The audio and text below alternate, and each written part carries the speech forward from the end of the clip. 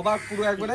এখানে একটা মাশরুম দেখলাম এতটাই বড়, প্রায় 1 হাতের কাছাকাছি সাইজ। এখানে একটা নতুন গাছ, একটা নতুন গল্প। আর আজকে আমরা কাজের সাথে এসেছিলাম এখানে হচ্ছে ধানদলসা গ্রামে। তো ধানদলসা গ্রামে এসে আই এম তো অবাক পুরো একবারে। এখানে একটা মাশরুম দেখলাম এতটাই বড়, প্রায় 1 হাতের কাছাকাছি সাইজ। এখানে তোমরা দেখতে পাবে। আর এখানে যে নিচের দিকটা দেখো এতটাই মোটা।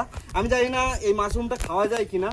তো এই মাশরুমটা দেখে আমি অবাক, আগে কোথায় আমি এরকম ভাবে দেখিনি এই ধরনের মাশরুম। তো এখানে বাড়ির যারা মালিক আছে ওনারা বলছেন যে আপনারা যদি খান নিয়ে যান, কিন্তু আমি এটা নিয়ে যেতে চাইছি না। এটা এখানে দেখতে ভালো লাগছে। তো প্রকৃতির কি রহস্য, কোথায় কি হয়ে যায়। এটা যে এত বড় আমি জীবনেও দেখিনি, এই প্রথমবার দেখলাম যে এত বড় মাশরুম হয় এখানে। আর এটা হচ্ছে বনপাস অঞ্চলের হচ্ছে ধানদলসা গ্রামে হয়েছে এটা।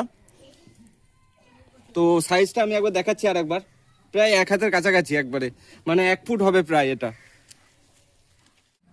তো এটা হচ্ছে ধানদলসা। তো কাকুর নামটা একবার জেনে নেবো। কাকুর নামটা? আপাল দাস, ধানদলসা দাসপাড়া। হ্যাঁ, তো কাকুর বাড়ি হচ্ছে ধানদলসা দাসপাড়া।